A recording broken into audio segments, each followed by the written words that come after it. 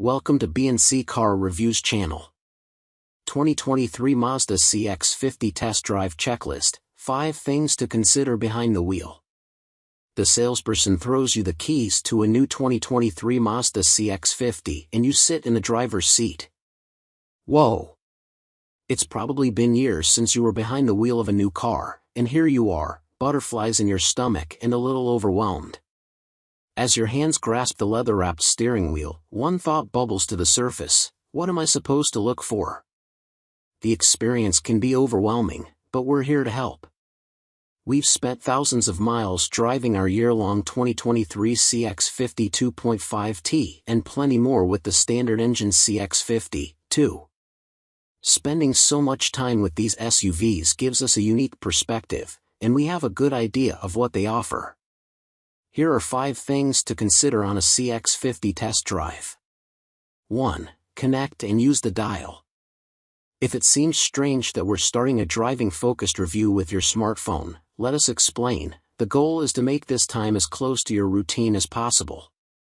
So if you are a regular user of Apple CarPlay or Android Auto, after you adjust the seat and mirrors, connect your phone to the car.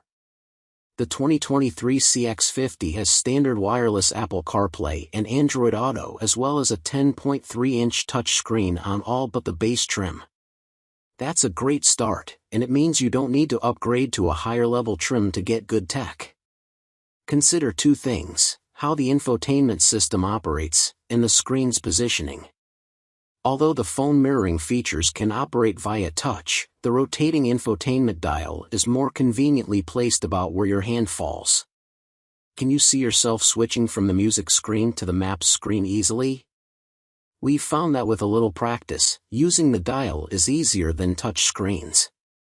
When you're in motion, touch screens are more prone to inaccuracy. One ill-timed bump sends your finger to a different on-screen button than the one you wanted. That's never an issue with the dial, though some Motor Trend editors still prefer touch screens.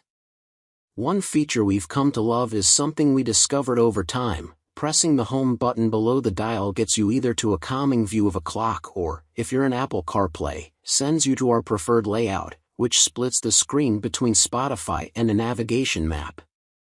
Easy, and you can access it without looking away from the road. Finally, notice how the 10.3-inch screen is positioned at the top of the dash and is tilted slightly toward the driver. Though not everyone is a fan of the screen's short height, its great positioning again means less time glancing down from the road to a screen. 2. Pay attention to steering weight. Heavy steering doesn't inherently make an SUV sporty, but the CX-50's steering has both qualities.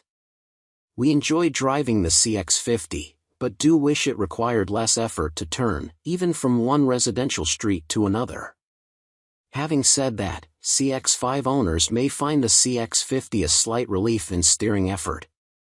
Also, in the CX-50's case, this editor found the communicative steering to be exactly what was needed to feel confident in any maneuver. This is another one of those situations where the CX-50 divides the Motor Trend staff. In any case, if you start wondering whether the CX-50 feels heavier to turn than your car, it may not be you. 3. Suspension harshness. The best sports sedans communicate what's happening on the road, but not so much that every trip becomes an exhausting chore where you feel every bump. Because the CX-50 wears a Mazda badge, it should come as little surprise that the compact SUV is tuned towards sportiness. If you want a cushier suspension, get a Subaru Forester. But you don't want that boxy Subaru, you're interested in a Mazda because the CX-50 speaks to you. Unfortunately, the CX-50's ride on available 20-inch wheels is firm, so make sure you can live with the suspension tuning.